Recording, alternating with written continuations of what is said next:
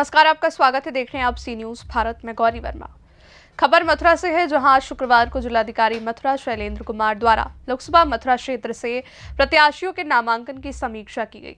समीक्षा के उपरांत प्रत्याशियों को स्थायी तौर पर पार्टी प्रत्याशी घोषित किया गया, जिसमें भाजपा पार्टी से सांसद प्रत्याशी हेमा मालिनी, कांग्रेस पार्टी से मुकेश धनगर, बहुजन समाज पार्टी से सुरेश सिंह और निर्दलीय शिखा शर्मा आदि पार्टी के प्रत्याशियों को स्थायी घोषित किया गया। इसी संबंध में पार्टियों के प्रत्याशियों ने लोकसभा चुनाव की जीत के लिए अपने अपने मुद्दे और विचार व्यक्त किए। आप भी सुनिए किसने क्या कहा। आप प्रत्याशी के रूप में घोषित हुए कांग्रेस पार्टी से, आपके जो मुख्य मुद्दा क्या रहेगा? और जबकि बीजेपी सरकार द्वारा कहा जा रहा है 400 से पार, आपकी भूमिका किस प्रकार रहेगी? देखिए, ये तो पहले भी बहुत कह रहे थे भारतीय भाजपा बहुत हुई महंगाई की मार और अब की बार जुमलों की सरकार। अब का दूसरा फॉर्मूला ले आई और बड़े दुर्भाग्य की बात है, जो व्यक्ति पहले इस बात को कह रहा है तो समझ लीजिए वो कितने अहंकार में डूबा हुआ है। भगवान श्री कृष्ण की नगरी है, मैं उनका भक्त हूँ, यमुना पुत्र हूँ। अहंकार को भगवान श्री कृष्ण ने चूर चूर किया था, मैं उनका भक्त हूँ। अब ब्रजवासी इस घमंड को चूर चूर करेंगे। ब्रजवासियों का आशीर्वाद 10 सालों से बीजेपी पर रहा है, क्या आप मानते हैं कि कांग्रेस पर ब्रजवासियों का आशीर्वाद बनेगा? अब यह लड़ाई प्रवासी और ब्रजवासी के बीच की बात है।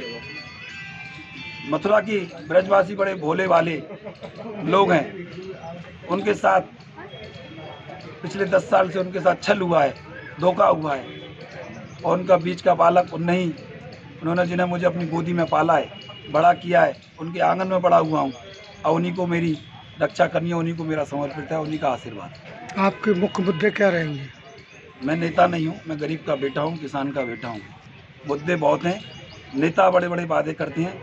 मैंने तो कल कहा एक ही संकल्प है कि यमुना मैया को पहले अप्रैल करना है। जब यहाँ की सांसद और भाजपा प्रत्याशी जब वो नामांकन करने के लिए गई, पूजा की, अर्चना की, लेकिन यमुना जी का आचमन क्यों नहीं किया? वो केवल आरओ कैंट का ही प्रचार करती हैं। थोड़ा यमुना जी का जल भी उनको लेना चाहिए था।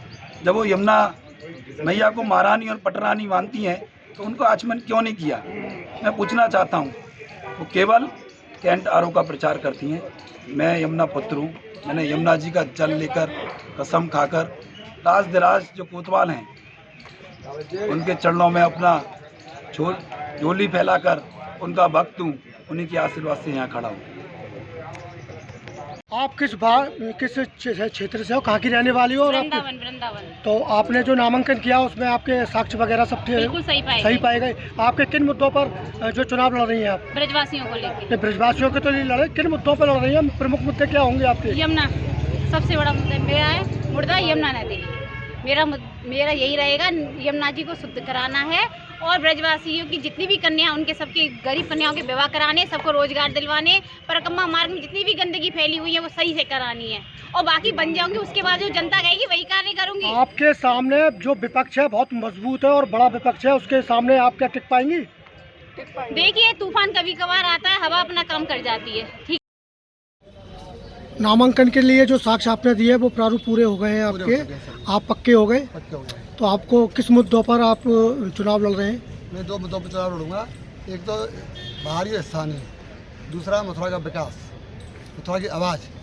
जैसे 3 लोग से मथुरा न्यारी है तो दिखनी भी चाहिए कि हाँ वास्तव में न्यारी है। आपकी विपक्ष पार्टी का मुद्दा भी है और नारा भी है कि 400 से पार। ऐसी चुनौती को आप कैसे स्वीकार करेंगे और किस तरीके से आगे बढ़ेंगे? ये तो अहम को प्रकट करता है।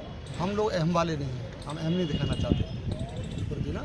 हम सामान्य आदमी हैं और समरसता का संदेश देते हैं, सबको साथ लेके चलते हैं, तो हम लोग ऐसी बातें नहीं कर सकते। आप अपने माध्यम से जनता से क्या अपील करना चाहेंगे? मैं जनता से अपील करूंगा कि आप जो है बाहरी प्रत्याशी का जो है इतने दिनों से दर्द झेल रहे हैं, आप चाहो कभी भी आप सांसद से मिल नहीं सकते, जा नहीं सकते, अपने दुख सुख को बांट नहीं सकते, तो आपके यहाँ नहीं आते।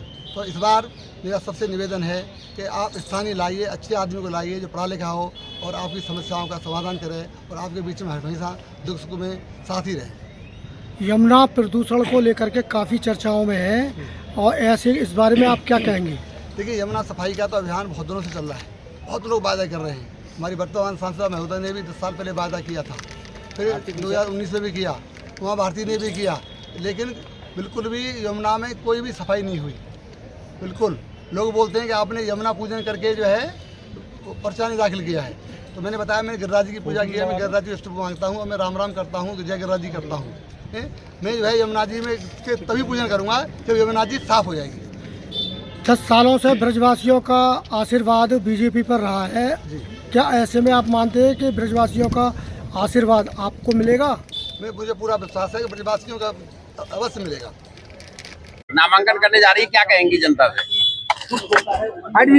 नामांकन करके मैं जनता से यही कहूंगी कि उनके जनता के और भी विकास के लिए, जितना विकास हुआ है उससे और भी ज्यादा विकास के लिए मैं यहाँ पर तीसरी बार आई हूँ और जो जो काम रह गया है वो सबको पूरा करने के लिए। और सब मेरे साथी लोग हैं इधर, सबके साथ मिलकर, हमारे विधायक जी हैं, हमारे राज्यसभा के सदस्य हैं, हमारे तेजवीर जी, हमारे निर्भय पांडे जी, हमारे लोधी जी, घनश्याम लोधी जी, ऐसे सब लोग मिलकर हमारे पार्टी के नेताओं कार्यकर्ताओं उनके साथ मिलकर यहाँ का विकास होगा। तीसरी बार नॉमिनेशन करने जा रही है, क्या कहेंगी? क्या अपील की जनता से? इतना फास्ट क्यों बोलता है? तीसरी बार नॉमिनेशन करने जा रही है, इसके लोगों से क्या अपील कर रही है? मैं अच्छा फील कर रही हूँ, I am feeling very happy. इस बार आपका प्रमुख मुद्दा क्या रहेगा? जो अभी तक आपने कर चुकी है, बहुत सारा काम आपने किया है, तो इस बार आपका प्रमुख मुद्दा क्या रहेगा? जो एक मुद्दा बता दीजिए जो जिसके जनता के लिए। यमुना के लिए जो लोग बहुत ही तरस रहे हैं हमारे ब्रजवासी, उसका काम काफी हो चुका है, काफी सपोर्ट मिल रहा है मुझे। अभी इस बार जरूर क्लियर होगा। अब निर्मल पानी यमुना में जरूर इस बार तो आ जाएगी। लेकिन ब्रजवासियों का कहना है कि 10 साल में अभी तक यमुना में कोई काम नहीं हुआ। तो इतना आसान नहीं है, 50 साल से किसी ने नहीं किया ना, वो 10 साल में नहीं, मुश्किल है। 10 साल क्या, और भी 50 साल जरूरत है। फिर भी हम लोग, मोदी जी हैं, योगी जी हैं, तो हम लोग जल्दी से कर लेंगे। आपके एजेंडा में था। चलिए, मथुरा से सी न्यूज़ संवाददाता जीवनदीप कल्याण की रिपोर्ट। इस खबर में बस इतना ही। वक्त है छोटे से ब्रेक का। ब्रेक के बाद फिर हाजिर होंगे बड़ी खबरों के साथ।